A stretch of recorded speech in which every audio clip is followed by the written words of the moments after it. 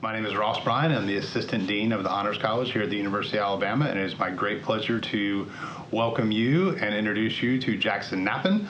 I have known him in the past 2 years as a student leader, and as a colleague of mine here in the Honors College. He will do a wonderful job in his talk. I would like to welcome him to the stage right now. Welcome, Jackson Knappen. All right, what's up? I'm Jackson Knappen, like Dr. Ryan said. And today I'm just going to talk a little bit about the benefits that come from challenging your own background and some practical issues that I suppose. So before we dive in, just a little bit about me. I'm from Overland Park, Kansas. I am a senior here majoring in biology and Spanish. Just on campus, I'm involved in modeling adaptations with the International Relations Club. I work with the Nicaragua clinical experience. I had the opportunity to do some research in Denver this summer, which was basically a guide so I could hang out in the mountains. And I really hope to be a doctor someday, but we'll see about that. I don't know. And like everybody, I think I'm way too funny for my age. So before we dive into this, I want to establish a working definition of background. All right? I'm going to be using that a lot throughout my TED Talk. Now, classically, we think about background as being a race. And that's just because that is what's externally evident at first glance. However, there's a lot more that factors into your background. There's your racial or your religious affiliation, your sexuality or sexual orientation, and your socioeconomic status, just to name a few. So please keep in mind that background runs much deeper than your skin color. Now, a little bit about my background. I'm originally from Overland Park, Kansas, like I said before. And you can see that as far as Overland Park goes, we are about 84% white, or identify as 84% white. This actually, if you're doing some quick math, adds up to more than 100% because some people identify as multiracial, which can be TED Talk in and of itself, just saying. We are comfortably above the national average of the median household income. And of those who are religious, pretty much everybody is Christian. So you can see that I come from a pretty homogenous society. A lot of people that I interacted with in high school had the same exact background as me. Now, as I came to college, I was really anticipating meeting some awesome people who had different backgrounds than my own. And during my freshman year, in hindsight, I really failed to accomplish this. I interacted with a lot of people who shared the same background. And they were awesome people, they just didn't challenge my own background. The first time I was really, really challenged in this is when was the summer after my freshman year, when I had the opportunity to go to Granada, Nicaragua, and to Santiago, Chile.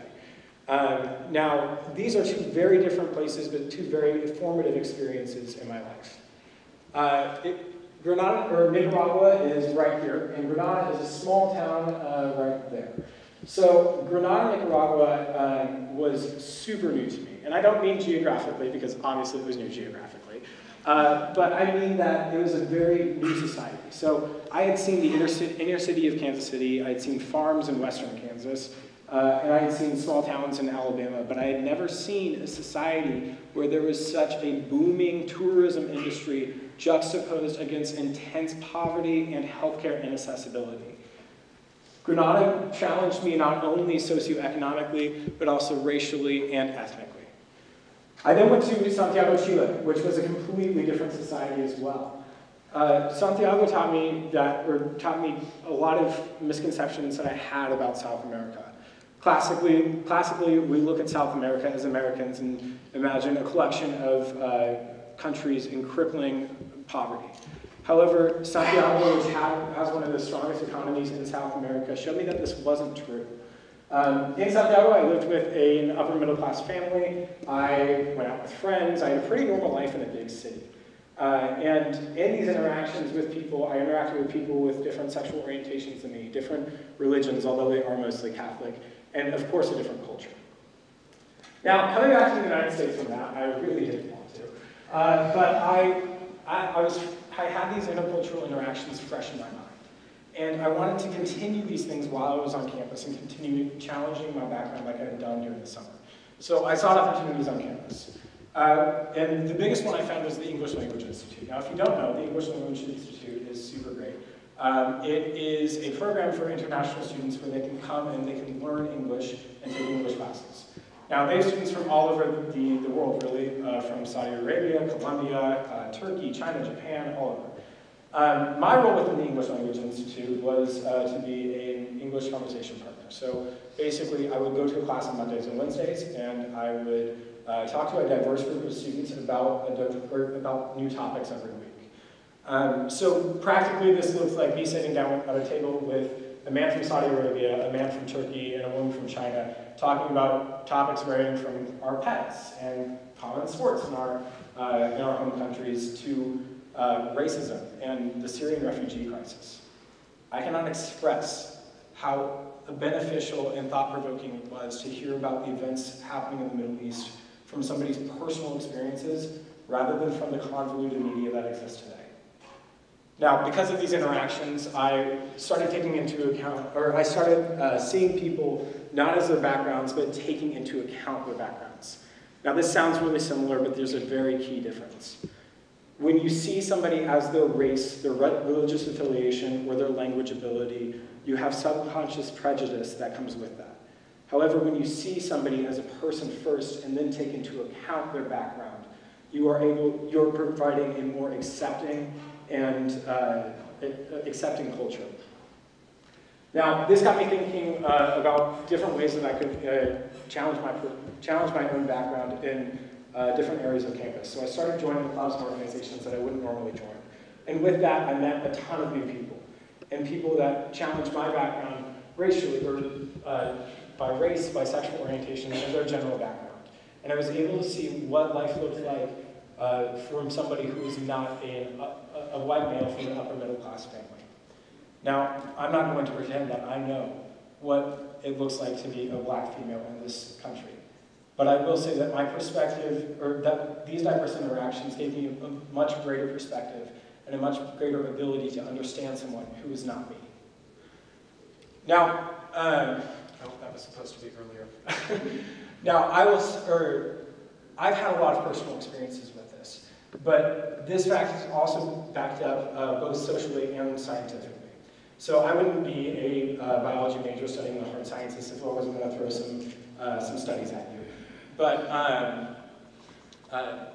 so this first study, and actually one disclaimer about these studies before I start, is that they all have to do with looking at race, or diversity in terms of race and gender.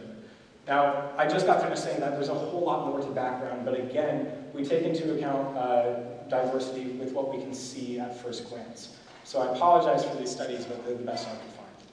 So this first study is looking at different companies, 366 companies in the US and their financial performance, I guess, or their performance. So we see that they take all these different companies and they grouped companies that worked in the steel industry or worked in energy or what have you, and they looked at them and kind of divided them up into how much diversity they have within their staff. You can see that in those falling into the first quartile with the most diversity had 15 to 35% higher probable profit margins. So basically, they were being more effective companies. While those lying within the fourth quartile had a 25% less probability to perform, or 25% more probability to perform poorer than the companies in the first and third quartiles. We can also see this socially in a study done in 2004 from Stanford and UCLA. So in this study, students at these schools were presented with the opportunity to talk about intense things like child labor laws and the death penalty. So basically what they did, they had two different groups in this study. They had one group which was made of entirely white students, and they had another group that was made of white students and one black student. And they found that when the black student presented an idea that was dissenting to the general opinion of the group, it was seen as more novel and led to a greater discussion and greater acceptance of other ideas than when a white student presented that same exact opinion. They concluded that when we're presented with new information from a diverse source, then we see it as more thought-provoking than when we get it from somebody who seemingly shares the same background as us. So you may be thinking, okay, well, those are just studies, they may not apply to real life. However, there are lots of historical examples in which we can see the effects that diversity has. So this is Daryl Davis, and he's a real sly fellow with a thinker pose, because this is like the 80s when this was taken. But Daryl Davis was an incredibly inspirational political activist in a very unconventional way. So he was a musician. He played in a country band in Maryland in the 1980s. And after his set one night, a guy came up to him and started talking to him. And he was like, just talking about life and about his experience with music and stuff. And about halfway through the conversation, the guy was like, this is really interesting. I've actually never had a conversation with a black man. And Daryl was like, oh, that's interesting. And the guy went on to explain that that was because he was a member of the Ku Klux Klan. Now, instead of responding with fear, Daryl took this opportunity to engage the Ku Klux Klan. And there's a whole lot more to this story, which I absolutely recommend that you go listen to. There's some awesome podcasts out there. But basically, in short, Daryl Davis had fairly regular interactions with the Grand Dragon of the Maryland KKK, whose name was Roger Kelly. Now, in his interactions with Roger Kelly, Daryl Davis exposed Roger to a lot of different people from different races, from different religions, effectively humanizing what the KKK hated. And this was a factor that led to the breakup of the Maryland KKK a few years later. Daryl shows us just one example of the impact that diversity can have, and exposure to the unfamiliar can have on us. So who here has seen Zootopia? All right. Zootopia, if you haven't seen it, is a great movie that centers around these animals living in a society where prey and predators live together, and then also the story of a bunny cop, which is the first of her kind, and she's solving this mystery, and it's great. But as well as being just a really great movie, Zootopia has some really, really great social implications behind it, focusing on race relations and societal labels.